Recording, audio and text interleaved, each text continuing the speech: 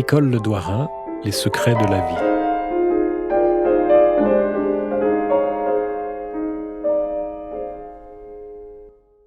Je suis particulièrement heureuse d'avoir ici l'occasion de rappeler le rôle clé qu'a eu le CNRS dans le déroulement de ma carrière d'enseignante et de chercheuse. J'ai commencé ma vie professionnelle, j'avais 23 ans, après avoir passé l'agrégation de sciences naturelles. À cet âge, j'étais déjà mariée et mère de ma première fille. À cette époque, les jeunes agrégés dans notre discipline devaient occuper au moins pendant 3 ans un poste en province avant de pouvoir espérer revenir à Paris s'ils le souhaitaient. Et mon premier poste dans l'enseignement secondaire a été à Caen. Au cours de ces 3 années initiatiques, j'ai reçu la visite de l'inspecteur général qui jugea que j'accomplissais mes fonctions d'enseignante d'une manière satisfaisante. Il m'a alors semblé que je pouvais tenter ma chance de revenir dans la région parisienne. J'ai été nommée dans un établissement où se déroulait une expérience pédagogique intéressante. Les élèves jouissaient d'une grande liberté alors qu'un appel à leur initiative, bien plus grand que dans l'enseignement traditionnel, leur était consenti sous la gouvernance évidemment éclairée du professeur. J'avais été nommée à ce poste parce que, m'a-t-on dit, j'avais été considérée comme particulièrement intéressée par l'enseignement. En effet, je me suis prise au jeu. J'ai beaucoup apprécié la liberté dont jouissaient les professeurs dans ce cadre, et les 5 années que j'ai passées au lycée de Montgeron m'ont laissé à cet égard un très bon souvenir. Mais l'art d'enseigner, même si j'y prenais plaisir, ne satisfaisait pas complètement ce que j'attendais de ma vie professionnelle.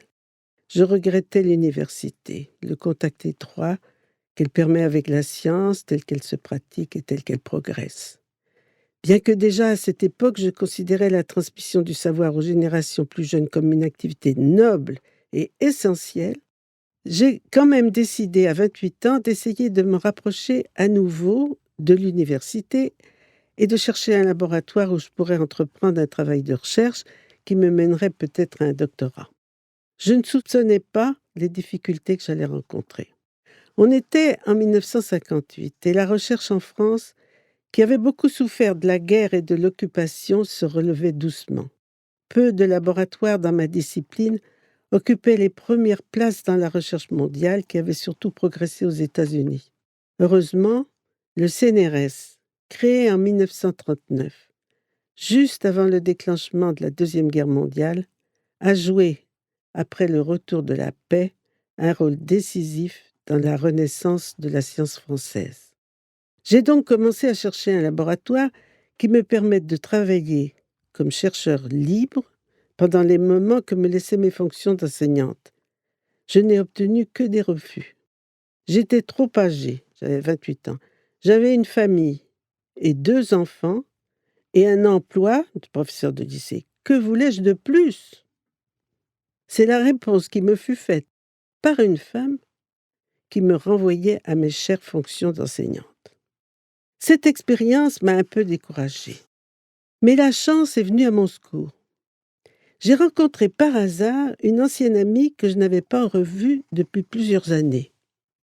Elle avait opté pour la recherche et moi pour l'enseignement. Elle m'a introduite auprès du professeur Étienne Wolf qui dirigeait un des laboratoires de biologie du développement les plus actifs de cette époque, je dirais au niveau mondial. Ce laboratoire, il l'avait monté à l'université de Strasbourg en rentrant de 5 années comme prisonnier de guerre en Allemagne, et grâce à l'aide du CNRS. Il venait d'être nommé professeur au Collège de France et poursuivait son œuvre, toujours avec le soutien du CNRS, qui installait pour lui un institut d'embryologie et de tératologie expérimentale dans une annexe du Collège de France située à Nogent-sur-Marne. Contrairement au chef de laboratoire que j'avais consulté auparavant, Étienne Wolf accepta de me prendre à l'essai à temps partiel.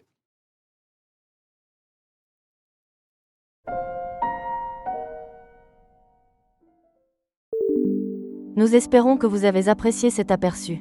Pour continuer à écouter ce livre audio sur Google Play Livres, utilisez le lien dans la description de la vidéo.